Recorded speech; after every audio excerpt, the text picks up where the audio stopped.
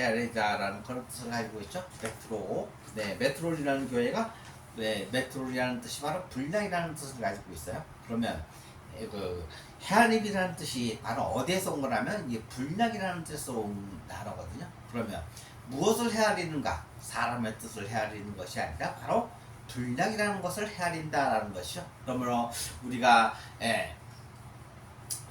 세상을 살아갈 때 누구의 분량을 좀 헤아리는 것인가? 사람의 분량을 헤아리는 것인가? 아니면 하나님의 분량을 헤아리는 것인가? 우리는 하나님이라는 단어를 굉장히 모호한 단어죠. 그러나 분량이라 그러면 우리가 확실하죠. 자신의 분량이 장성한 자가 되는지 아니면 어린아이 가운데 있는 건지 확실하게 표가 나는 거죠. 그래서 우리가 각 사람들이 예수 그리스도와 연합된 각 사람들이 모두 다 그 예수 그리스도의 장성한 분량으로 자라날 수 있는 그래 충만한 사람이 돼야 된다 하는 의미에서 메트론 교회로 바꾸려고 합니다. 그래서 이후부터는 헤아림 교회 대신에 헬라어의 메트론이라는 단어로 메트론 교회라는 단어로 그렇게 쓰고자 합니다. 그러면 그 우리 메트론 교회 그 표가 또 있어야 되겠죠? 에베소 4장 13절에 보면 우리가 다 하나님의 아들을 믿는 것과 아는 일에 하나가 되어 온전한 사람을 이루어 그리스도의 장성한 분량이 충만한 데까지 이르리니. 여기 보면 우리 에베소 4장 14절에 보면 온전한 사람이 된다 하고 나오죠.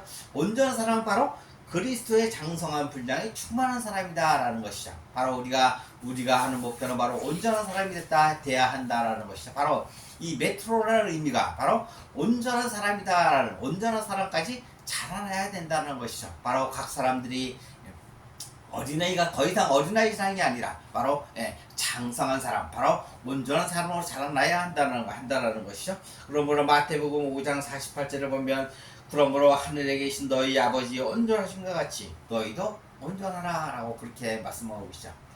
바로 이 마태복음 5장 48절에 예수님께서는 바로 하늘에 계시는 너 아버지의 온전하신 것 같이 너희도 같이 온전하다라고 말씀하시는 것이죠. 그러므로 메트론이라는 것은 바로 온전한 사람이 되는 것이다 라는 것이죠. 사람과의 관계에서는 사람의 뜻을 헤아리는 것이 아니라 바로 하나님의 뜻을 헤아림으로써 온전한 사람이 되어야 한다는 것이죠. 그러면 하나님의 뜻이 무엇인가를 헤아림으로 말미암아 그리스도의 장성한 분량에까지 충만한 사람으로 이르는 것이다 라는 것이죠. 바로 이 그리스도의 장성한 분량으로 충만해지는 것이 바로 온전한 사람이다라는 것이죠. 그러면 도대체 우리가 온전한 사람이 되려면 도대체 하나님의 뜻을 찾아야겠죠. 하나님의 뜻을 알아야 하나님 뜻대로 행하는 온전한 사람이 되겠죠. 그러나 하나님의 뜻을 버리고 사람의 뜻만 행한다면 그 사람은 결코 온전한 사람이다 라고 그렇게 칭하지는 않다는 것이죠. 바로 하나님의 뜻은 우리 요한복음 6장 37절에서 40절에 잘 나와 있죠. 아버지께서 내게 주시는 자는 다 내게로 올 것이요 내게 오는 자는 내가 결코 내쫓지 아니하리라. 곧 하나님 아버지께서 우리에게 주시는 모든 사람들은 결코 내쫓으면 되지 않는다라는 것이죠. 내 마음에 들지 않는다고 할지라도 그 사람은 결코 내보내서는 아니 된다는 것이죠. 왜 그러냐면 하나님께서 보내주셨기 때문에 하나님이 내보내시도록 기다려야 한다는 것이죠. 바로 예수님의 공생의 사역을 보면 가룟 유다, 바로 그 하나님의 제자가 아닌 가룟 유다도 누가 보내주신 거죠? 바로 하나님 아버지가 보내주셨기 때문에 예수님은 그 가룟 유다가 비록 그리스도의 제자가 아니었지만 그를 내어쫓지 않았다는 것이죠. 그를 제자들과 똑같이 대해줬다는 것을 우리는 알고 있죠. 그러나 하나님께서 말미암아 하나님 아버지께서 가룟 유다를 사탄의 제물로 내어줄 때까지 기다렸다라는 것을 우리가 알 수 있죠. 바로 우리도 마찬가지죠. 우리도 교회 내에 사람이 들어온다면 그 어떤 사람이든지 간에 이거 내을 수 없는 일은 결코 없어야 한다라는 것이죠. 그것이 바로 예수님이 우리에게 보여주신 본보기가 되는 것이죠. 그리고 38절에 얘기하면 내가 하늘에서 내려온 것은 바로 예수님께서 바로 하늘에서 내려온 것은 내 뜻을 행하려 함이 아니요 나를 보내신 이의 뜻을 행하려 함이니라. 바로 나를 보내신 이의 뜻, 바로 하나님 아버지의 뜻을 행하려 예수님께서 이 땅 가운데 오셔가지고 십자가를 지시는 삶을 살았다는 것이죠. 그러면 하나님 아버지께서 예수님을 그냥 단지 마태복음 4장에 보면 그 처음 공생애를 시작할 때 광야에서만 시험하셨느냐? 절대 아니시죠. 십자가에서 죽고 부활하시기까지 하나님께 하나님 아버지께서는 예수님을 시험하셨다는 것이죠. 예수님이 과연 십자가를 질 수 있는지 질 수 없는지까지도 하나님 아버지께서는 시험하셨다는 것이죠. 그것은 마지막 시험한 것이 아니라 하나님 아버지가 시험하셨다는 것이죠. 바로 우리가 예수 그리스도와 함께 연합되어 있다면 하나님 아버지께서는 우리를 단련시키기 위해서 우리를 때때로 시험하신다는 것을 알고 있죠. 결코 마귀는 우리를 건들 수 없지만 하나님 아버지께서는 시험하신다는 것을 반드시 기억해야 한다는 것이죠. 그러므로 우리가 예수와 함께 연합되어 있다면 하나님 아버지께서 우리를 시험한다고 할지라도 그 시험이 결코 피할 길이 있다는 것을 알고 예수님이 먼저 그 시험을 당하심으로 말미암아 우리는 모든 시험을 다 예수님께 내어 맡길 수 있는 그러한 사람들이 되어야 한다라는 것이죠. 그것이 바로 온전한 사람이 이루는 첫 번째 단계인 것이죠. 바로 39절을 보면 나를 보내신 이의 뜻, 바로 하나님 아버지의 뜻은 내게 주신 자 중에 내가 하나도 잃어버리지 아니하고 마지막 날에 다시 살리는 이것이다. 바로 아버지께서 보내주신 자라면 바로 예수님이 다시 살린다라고 말씀하시죠. 하나도 잃어버리지 않고 마지막 날에 다시 살리는 이것이니라. 바로 마지막 날에 다시 살린다라고 주님께서 말씀하셨죠. 뭐로 40절 보면 내 아버지의 뜻은 아들을 보고 믿는 자마다 영생을 얻는 이것이니 마지막 날에 내가 이를 다시 살리라 하시니라. 바로 예수 그리스도를 믿는 것, 우리 믿는다는 것이 바로 내가 예수를 믿는 것, 그것이 믿는 것이 아니라 바로 연합되어 있다는 것을 믿는 것, 그것이 믿는 것이다라는 것을 잘 알고 있죠. 바로 우리가 예수를 믿는다는 것은 내가 바로 예수와 연합되어 있다라는 것을 믿는다는 것이죠. 믿음이 한참 더 한 단계 더 성숙된 믿음이다라는 것을 알 수 있죠. 그러므로 우리가 말을 할 때 상대방이 예수와 함께 연합되어 있는 사람이라면 우리가 말을 할 때 말을 조심할 필요가 있는 것이죠. 왜냐하면 예수님한테 말을 하는 것이기 때문에 조심할 필요가 있는 것이죠. 그러므로 우리 입을 단속할 필요가 있는 것이죠. 그러면 우리가 온전한 사람이 되기 위해서는 무엇을 해야 하는가? 우리 로마서 6장 3절에서부터 5절까지 다 나와 있죠. 우리가 온전한 사람이 되기 위해서 가장 기초적인 거 무엇을 해야 온전한 사람이 될 수 있는가라는 것이죠. 로마서 6장 3절 5절 보면 무릇 그리스도 예수와 아파야 세례를 받은 우리는 그의 죽으심과 아파야 세례를 받은 줄을 알지 못하느냐? 그러므로 우리가 그의 죽으심과 아파야 세례를 받음으로 그와 함께 장사되었나니 이는 아버지의 영광으로 말미암아 그리스도를 죽은 자 가운데서 살리심과 같이 우리도 또한 새 생명 가운데서 행하게 하려 함이라. 만일 우리가 그의 죽으심과 같은 모양으로 연합한 자가 되었으면 또한 그의 부활과 같은 모양으로 연합한 자도 되리라. 바로 이것이 바로 온전한 사람이 되는 첫 번째 길이라는 것이 바로 이 예수와 함께 연합되어 있지 않는다면 그 사람이 아무리 장성한 자, 온전한 사람이 된다고 할지라도 하나님께서는 결코 그렇게 보지 않는다는 것이죠. 하나님과 절대로 관계가 없는 사람이다라는 것이죠. 바로 이 예수 그리스도와 함께 연합될 때만이 바로 하나님과 관계가 있는 사람이라는 것이죠. 그러면 이 연합되는 것은 내가 예수와 함께 연합된다고 내 의지로서 내가 연합되고자 한다고 연합되는 건가요? 그렇지는 절대 그렇지 않다는 것이죠. 바로 예수님이 나를 택하고 내가 예수님 안에 들어갈 때만 내가 이렇게 연합되는 것이 예수님이 나를 택하지 않았는데도 내가 연합된다라는 것은 어불성설이라는 것이죠. 바로 우리는 바로 창세기에 지음받은 하나님의 자녀들이라는 것이죠. 오늘 우리가 예수 그리스도를 믿고 나와 예배를 드린다는 의미는 바로 내가 하나님이 예수님이 나를 택했다라는 것이죠. 그러나 우리는 성경을 분명히 알아야 되는 것이죠. 바로 내가 예수를 믿는 것이 아니라 바로 내가 예수 그리스도와 함께 연합되어 있는 자. 믿음은 들으면서 난다고 그러죠. 어떤 말씀을 듣느냐에 따라서 내가 연합되어 있는지 연합되어 있지 않는지를 알 수 있다는 것이죠. 나는 지금까지도 신앙생활을 하면서 예전에 신앙생활은 연합됐다는 사를 눈으로 읽었지만 그것이 무슨 의미인지를 정확히 몰랐다는 것이죠. 바로 예수님이 나를 택해야 된다는 것은 의미를 몰랐지만 이제는 분명히 알게 됐죠. 바로 신앙생활을 바로 들으면서 나고 들으면 하나님의 말씀으로 말미암는다라는 것이 바로 말씀으로 말미암는다는 것이죠. 그러므로 연합된 자가 되려면 바로 우리가 버려야 할 것이 있죠. 예수님 안에 들어가는 그 순간, 예수님과 연합되는 그 순간 우리는 버리고 새 생명 가운데 새롭게 태어나는 사람들이죠. 바로 우리가 버려야 할 것은 바로 육체와 함께 정욕과 탐심을 버려야 한다는 것이죠. 세상의 모든 것을 버리고 우리는 새롭게 태어난다는 것이죠. 요한복음 4장에 요한복음 3장에 보면 니고데모가 나오죠. 니고데모가 이 새롭게 태어난다는 것이 무엇인지를 몰랐다는 것이죠. 그리고 니고데모가 예수님한테 물어보지 않습니까? 사람이 새롭게 태어나려면 모태 두 번째 모태에 들어갔다 나와야 됩니까?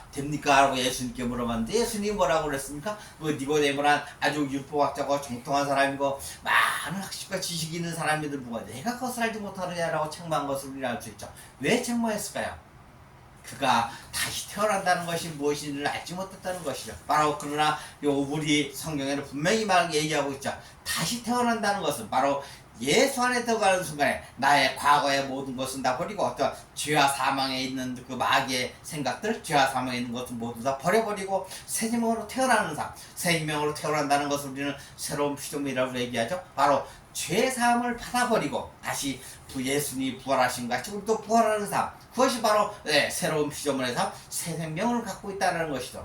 그러니까 우리는 더 이상 예수 안에 들어간 삶으로서 예수 안에 들어가는 사람으로서 온전한 사람이 될 필요가 여기에 있는 것이죠. 따로 고린도후서 5장 17절에 보면 그런즉 누구든지 그리스도 예수 안에 있으면 새로운 피조물이라 이전 것은 지나갔으니 보라 새 것이 되었도다. 바로 예수와 함께 연합되는 순간 우리는 바로 새로운 피조물로서 거듭나게 된다라는 것이죠. 바로 이것이 바로 다시 태어난다라는 것이죠. 우리의 몸은 비록 나이가 들어서 시간이 지나면 죽게 되지만 우리의 목숨만은 하나님 앞에 심판을 받는다는 것을 우리는 너무나 잘 알고 있어야 된다는 것이죠. 우리가 심판을 받는 것은 우리의 몸이 심판을 받는 것이 아니라 바로 우리의 목숨이 심판을 받는다는 것이죠. 영생의 부활로 갈 건지 아니면 생명의 부활로 갈 건지 아니면 멸망의 부활로 갈 건지는 잘 판단해야 한다는 것이죠. 우리 모두가 하나님의 자녀로서 하나님의 지음바로서 영생의 부활의 존재로 그렇게 살아가야 된다는 것이죠. 에베소서 2장 10절에 보면 우리는 그가 만드신 바라 그리스도 예수 안에서 선한 일을 위하여 지으심을 받은 자니 이 일은 하나님이 전에 예비하사 우리로 그 가운데서 행하게 하려 합니다. 바로 하나님께서 선한 일을 하게 하기 위해서 우리를 지으셨다라는 것이죠. 그러면 하나님이 생각하는 선한 일과 사람이 생각하는 선한 일이 서로 같은가? 전혀 다르다는 것이죠. 바로 사람이 생각하는 선한 일은 바로 사람들에게 착한 일을 하면 그것이 선한 일이다라고 그렇게 얘기하죠. 많은 어떤 재물을 베풀거나 다른 사람을 도와주거나 선행을 하거나 그러면 우리는 그 선한 일이라고 얘기하죠. 그러나 하나님 아버지께서 말하는 선한 일은 그런 선한 일이 아니라는 것이죠. 물론 그리스도 예수의 사람들은 그런 일도 한일 해야 되는 것이죠. 그러나 그것은 부수적으로 하는 일이고 하나님께서 말하는 선한 일이란 바로 하나님의 자녀를 찾아서 하나님께 드려지는 것을 바로 선한 일이다라고 한다는 것이죠. 바로 예수님이 3년 반의 공생애를 하셨지만 선한 일, 단 500여 명의 선한 것을 하나님 앞에 드렸다라는 것이죠. 바로 그것이 예수님이 하나님 아버지께 드린 사람들이 바로 선한 일을 한 증거다라는 것이죠. 바로 우리도 하나님 아버지 앞에서 선한 일을 해야 될 필요가 있는 것이죠. 왜 그러냐? 바로 고린도서 3장 9절에 보면 우리는 하나님의 동력자들이고 너희는 하나님의 바치고 너희는 하나님의 집이기 때문이죠. 바로 우리를 보고 하나님의 동력자들이고 하나님의 바치고 하나님의 집이다라고 얘기한다는 것이죠. 그리고 고린도서 3장 16절에 보면 너희가 하나님의 성전인 것과 하나님의 성령이 너희 안에 계시는 것을 알지 못하느냐. 우리를 보고 하나님의 성전이다라고 얘기하고 또 하나님의 영이 우리 안에 거한다라고 그렇게 얘기한다는 것이죠. 그러므로 고린도서 3장 23절에 너희는 그리스도의 것이요 그리스도는 하나님의 것이니라 라고 얘기하죠. 바로 우리는 그리스도의 것이고 바로 그리스도는 바로 하나님의 것이다라는 것이죠. 우리가 예수님께서 우리를 값주고 사셨다라는 얘기를 많이 듣죠. 나는 절대 예수님한테 속한 적이 없는데 예수님이 무슨 값을 주고 나를 샀는가 우리는 그렇게 생각하지만 예수님께서 십자가에 죽으실 때 바로 하나님의 자녀들의 모든 죄를 짊어지고 죽으셨다라는 것이죠. 그러므로 말미암아 우리가 바로 예수와 함께 연합되는 순간에 우리가 버려야 할 것은 바로 육체와 함께 마음의 육체와 함께 정욕과 탐심을 십자가에 못 박는 삶, 바로 죄상을 받는 삶을 바라야 되고 바로 그 순간 바로 새 생명으로 태어나는 바로 그러한 삶을 살아야 된다는 것이죠. 바로 그러므로 고린도서 12장 27절에 보면 너희는 그리스도의 몸이요 지체의 각품이라. 바로 그 순간 우리는 예수 그리스도의 지체가 되는 것이라는 것이죠. 바로 우리 몸속에 우리는 하나님의 영, 예수 그리스도의 영을 받음으로 말미암아 우리가 그리스도의 몸으로 변화되는 것이고 바로 지체 각 부분이다라는 것이죠. 우리가 예수 그리스도의 지체가 된다는 것은 굉장히 큰 일이죠. 또 그러면서 지체가 되는 사람들이 살아야 되는 삶이 있죠. 마태복음 5장 13장을 14절에 보면 너희는 세상의 소금이니 소금이 만일 그 맛을 잃으면 무엇으로 짜게 하려 후에는 아무 쓸데없어 밖에 벌어져 사람에게 밟힐 뿐이니라. 너희는 세상의 빛이라 산 위에 있는 동네가 숨겨지지 못할 것이요 우리를 보고 세상의 빛이다 세상의 소금이다 라고 얘기하는 것이다. 바로 예수님도 빛으로 세상에 오셨죠. 그리고 예수님이 바로 생명이시라는 분이시죠. 우리도 빛 가운데 들어가는 사람이고 우리도 빛이라는 우리도 생명을 가진 사람들이다라는 것이죠. 바로 세상의 소금, 세상의 소금이다라면 소금 걸면 우리는 뭐 방부 역할 많은 소금이다라고 그렇게 알고 있지만 여기서 말하는 성경에서 말하는 세상의 소금이라는 것은 너희가 바로 예수 그리스도와 연합된 사람이 천국의 삶을 사는 것, 바로 그것을 세상의 소금이다라고 얘기한다는 것이죠.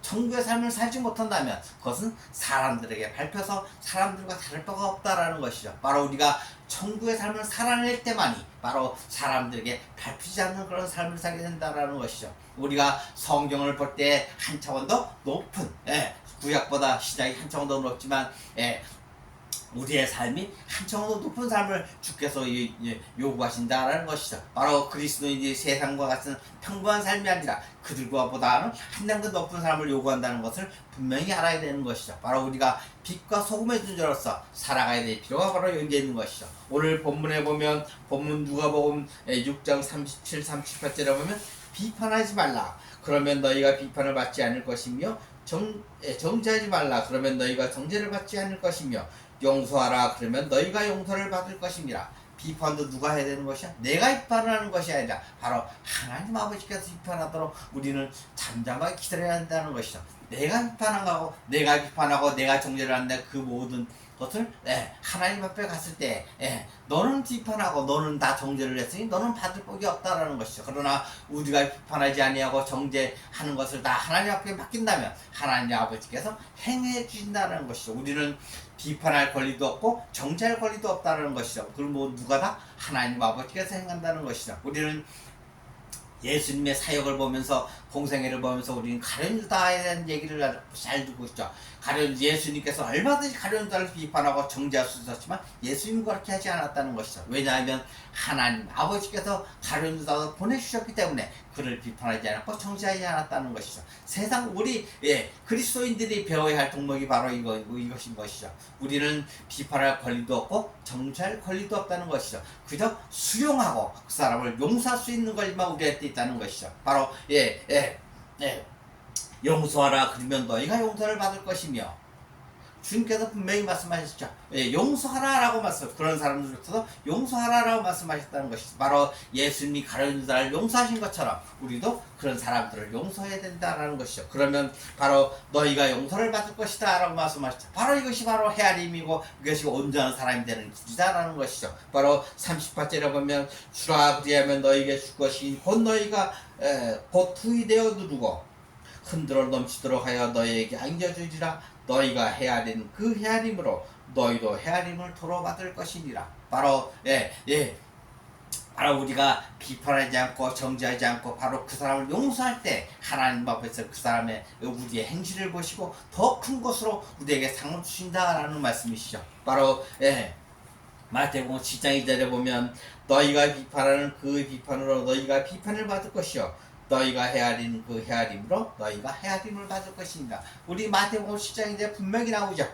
너희가 비판하는 그 비판으로 너희가 비판을 받을 것이며 우리가 비판한다면 결국 우리가 비판을 받게 된다라고 말씀하시죠. 그러나 우리가 비판을 하지 않고 그를 용서하고 수용한다면 결코 우리는 비판을 받지 않는다는 것이죠. 너 누구한테 내어 맡기나? 바로 하나님 아버지께 내어 맡기라는 것이죠. 바로 하나님 아버지만이 비판할 권리와 권세가 있다는 것이죠. 바로 너희가 헤아림으로 너희가 헤아림을 받을 것이니라. 우리가 헤아리는 거, 우리가 용서하고 비판하지 아니므로, 우리가 비판하지 않음으로 말미암아 우리에게 상급이 더 있다라는 그런 말씀이시죠.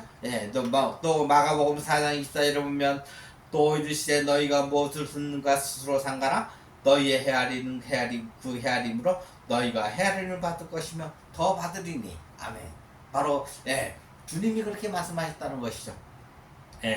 우리 이사야서 53장 12절에 보면 그러므로 내가 그에게 존귀한 자와 함께 몫을 받게 하며 강한 자와 함께 탈취한 것을 나누게 하리니 이는 그가 자기 영혼을 버려 사망에 이르게 하며 범죄자 중 하나로 헤아림을 받았음이니라.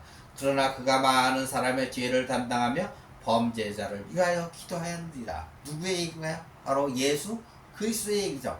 예수님이 하나님 아버지의 헤아림을 받아서 바로 십자가의 죽으심으로 말미암아 죽기까지 죽고 부활하심으로 말미암아 하나님 아버지의 헤아림을 받았음으로 말미암아 그가 예수님이 부활했다라는 것을 우리에게 나타나고 있죠. 바로 많은 사람의 죄를 담당하며 범죄를 자를 위하여 기도하였느니라. 우리도 마귀의 종로로 사는 삶을 살았죠. 과거에는 예수를 믿기 전에는 우리 모두 다 마귀의 종 노릇하면서도 그 마귀의 종인지도 모르고 살아갔다는 것이죠. 그러니까 우리가 예수님이 십자가에 죽으신 것은 바로 많은 사람의 세상에 있는 사람 모두를 얘기하는 것이잖아. 바로 하나님의 아들들의 죄를 지고 십자가에 죽으셨다라는 것이죠. 바로 이 예수님이 예수님께서 우리를 위해서 하나님 앞에 헤아림을 더 받았다라는 것이죠. 바로 에베소서 4장 7절에 보면 우리 각 사람에게 그리스도의 선물의 분량대로 은혜를 주셨나니, 각 사람에게 그리스도의 선물의 분량대로 은혜를 주셨다라는 것이죠. 바로 어린아이 신앙 가운데 있으면 어린아이 신앙을 받을 것이고, 온전한 사람 장성한 자가 된다면 장성한 자의 분량으로서 은혜를 받게 된다는 것이죠. 언제까지 우리가 더 이상 어린아이에 머물러 있지 말아야 할 것이 바로 이 한 구절에서 나오는 것이죠. 우리는 장성한 자가 되어서 예수 그리스도의 장성한 분량까지 자라나야 될 필요가 있는 것이죠. 더 이상 어린아이가 돼가지고 단단한 음식을 먹지 못하고 젖만 먹는 그런 어린아이가 아니라 바로 단단한 음식을 먹으면서 하나님의 재능을 찾아서 하나님께 드려지는 그런 장성한 사람이 되어야 된다는 것이죠. 바로 예수님이 하나님의 뜻을 행하려 이 세상에 오셨듯이 우리 또한 하나님의 아버지의 뜻을 행하기 위해서 이 세상에 오셨다라는 것을 분명히 알아야 된다는 것이죠. 우리도 또한 이 세상에 살아가는 사람들처럼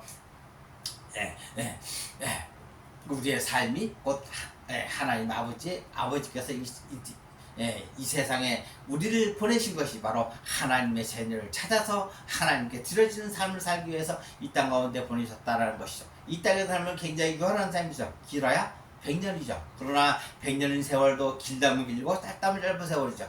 그러나 영원한 삶을 산다면 그 100년은 아무것도 굉장히 짧은 순간에 불과하다는 것을 우리는 기억해야 되는 것이죠. 그러므로 이 짧은 시간을 살 동안에 온전한 사람을 이루어서 우리가 살아갈 때 필요가 있다는 것이죠. 에베소서 4장 16절을 보면 그에게서 온몸이 각 마디를 통하여 도움을 받음으로 연결되고 결합되어 각 지체의 분량대로 역사하여 그 몸을 자라게 하며 사랑 안에서 스스로 세우느니라. 바로 예수 그리스도의 우리가 연합되는 순간 예수 그리스도의 지체가 되죠. 그 지체가 되면 누가 키우는 건가? 바로 예수님이 우리를 키우신다라는 것이죠. 그러나 예수님은 전혀 관여하지 않죠. 우리가 자라날 때까지 기다려주시는 분이 바로 예수님이시다라는 것이죠. 강제로 할 수도 있지만 그렇게 하지 않으신다는 것을 우리 명심해야 되는 것이죠. 사람이 깨닫는 마음을 줄 때까지 기다려야 되는 것이죠. 그러나 그 깨닫는 마음을 줄자도 주님이 주는 것이며 깨닫지 못한다면 그 또한 우리의 책임이다라는 것이죠. 주님이 이미 깨닫는 마음을 주셨지만 우리가 깨닫지 못한다면 그것 또한 우리의 책임이다라는 것이죠. 그런 사람은 결코 장성한 분량, 온전한 사람이 되지 못한다라는 것이죠. 우리 데살로니가전서 5장 15절에 보면 삼가 누구에게든지 악으로 악을 갚지 말게 하고 서로 대하든지 모든 사람을 대하든지 항상 선을 따르라 라고 말씀하시고 악을 갖지 말게 하나라고 말씀하시죠. 바로 사탄의 종이 되지 말라라는 것이죠. 더 이상. 그리고 하나님의 자녀가 되라는 것을 분명하게 사도 바울은 우리에게 얘기하고 있죠. 사람들이 생각에 이 구절을 데살로니가전서 5장 15절을 볼 때 악을 갖지 말라 그러니 세상 사람들에게 온유하게 대하라, 온전하게 대하라 그렇게 얘기하지만 그런 의미가 아니라는 것이 바로 마귀의 종으로 들어가지 말고 선한 일을 행하라는 것은 바로 하나님의 자녀다운 삶을 살아라라고 그렇게 말씀하고 있죠. 골로새서 1장 12절에 보면 우리로 하여금 빛 가운데서 성도의 기업의 부분을 얻기 합당하게 하신 하나님 아버지께 감사하게 하시기를 원하노라. 그가 우리를 흑암의 권세에서 건져내어 그의 사랑의 아들의 나라로 옮기셨으니 그 아들 안에서 우리가 속량고 죄사함을 받았도다. 바로 예수 그리스도 안에서 우리가 죄사함을 받았다는 것이죠. 바로 예수 그리스도 안에 있지 않으면 결코 그 입으로는 죄사함을 받았다고 할지라도 결코 죄사함을 받지 않은 사람이다라는 것이죠. 바로 예수 그리스도와 함께 연합된 자만이 죄사함을 받는다라는 것이죠. 그 죄사함을 받다면 더 이상 죄 때문에 우리가 회개할 필요가 없는 것이죠. 바로 사망에 이르는 죄도 있고 사망에 이르지 아니하는 죄도 있다라는 것이죠. 바로 예수 그리스도와 연합된 사람에게 이루어지는 것은 사망에 이르지 아니하는 죄가 이루어진다라는 것이죠. 바로 우리가 예수 그리스도와 함께 연합된 필요가 바로 여기에 있는 것이죠. 바로 새 언약이 존재될 사람들의 죄를 사해 준다라는 것이죠. 바로 우리 모두가 새 언약이 존재되죠. 히브리서 4장 12절에 보면 하나님의 말씀은 살아있고 활력이 있어 좌우의 날성 어떤 검보다도 위대하며 혼과 영과 갈수와 관절과 고수를 찔러 쪼개기까지 하며 또 마음의 생각과 뜻을 판단하니 하나님은 우리의 마음과 생각을 판단한다는 것이죠. 혼과 영과 간역과 골수까지 찔러 쪼갠다는 것을 찔러 쪼갠다는 것을 말씀하시죠. 또 하나님의 말씀은 살아있고 하나님의 말씀이 살아있죠. 이른 시대에 한 것 다 하나님의 말씀이 우리에게 선포된다는 것이죠. 또 활력이 있어 좌우의 어떤 날선 검보다도 예리하다라는 것을 기억해야 한다는 것이죠. 우리가 혼과 영과 몸으로 구성되어 있지만 우리가 비록 몸은 바로 예수 그리스도와 연합되는 순간에 바로 우리의 몸이 예수 그리스도의 몸으로 변화된다는 것이고 또 우리는 목숨 같은 존재죠. 혼이 우리에게 목숨 같은 존재를 있고 영은 누구의 영을 받아야 하는 것이죠. 바로 하나님의 영, 예수 그리스도의 영, 성령을 우리가 받을 때 우리가 하나님의 자녀가 된다는 것이죠. 반대로 이 영이 바로 예수의 영이 아니고 사탄의 영을 받는다면 그건 바로 사탄의 자녀가 된다는 증거가 되는 것이죠. 바로 영도 두 가지가 있다는 것을 기억해야 되는 것이죠. 바로 예수의 영이 있는가 하면 사탄의 영이 있다는 것이죠. 우리도 혼과 죄로 죄 가운데 있으면 바로 나기 사탄의 영을 받는 사람이 되는 것이고 바로 예수 그리스도 안에 있다면 바로 예수의 영을 받는 사람이 된다는 것이죠. 우리가 예수 그리스도와 함께 들어간다는 것이 예수 그리스도 안에 있다는 것이 바로 예수의 영을 받는 사람들이다라는 것이죠. 바로 예수의 영을 받지 아니하고 우리가 죄사함을 받았다고 얘기한다면 결코 죄사함을 받지 않은 마귀의 영을 받은 상태로서 죄사함을 받는다라고 얘기한다는 것과 다를 바가 없다는 것이죠. 그것은 결코 하나님과는 관계가 없는 그런 삶이다라는 것이죠. 히브리서 8장 8절에 보면 그들의 잘못을 지적하여 말씀하시되 주께서 이르시되 보라 나를 이르니 내가 이스라엘 집과 유다 집과 더불어 새 언약을 맺으리라. 바로 이 예수님 오시면서 우리 예수님이 오심으로 말미암아 새 언약의 시대가 돌아가 되었죠. 새 언약의 지금은 예수님 오신 2000년이 지난 바로 새 언약의 시대 가운데 있는 것이죠. 바로 또 9절에 보면 또 주께서 이르시기를 이 언약은 내가 그들의 조상 열조의 손을 잡고 애굽 땅에서 인도해야 되는 날과 그들과 맺은 언약과 같이 아니었다. 바로 애굽 땅에서 바로 이스라엘 족속에게 맺은 언약 옛 언약이라고 한다면 바로 그리스도 안에 있는 사람들과 맺은 언약이 바로 새 언약이죠. 그들은 내 언약 안에 머물러 있지 아니하므로 내가 그들을 돌보지 아니하였노라. 참 무서운 얘기다. 이스라엘 백성들이 하나님께서 택하신 백성이지만 하나님께서는 그가 내 언약 안에 머물러 있지 않았으므로 그를 돌보지 아니하였다라고 말씀하고 있는 것이죠. 우리도 마찬가지죠.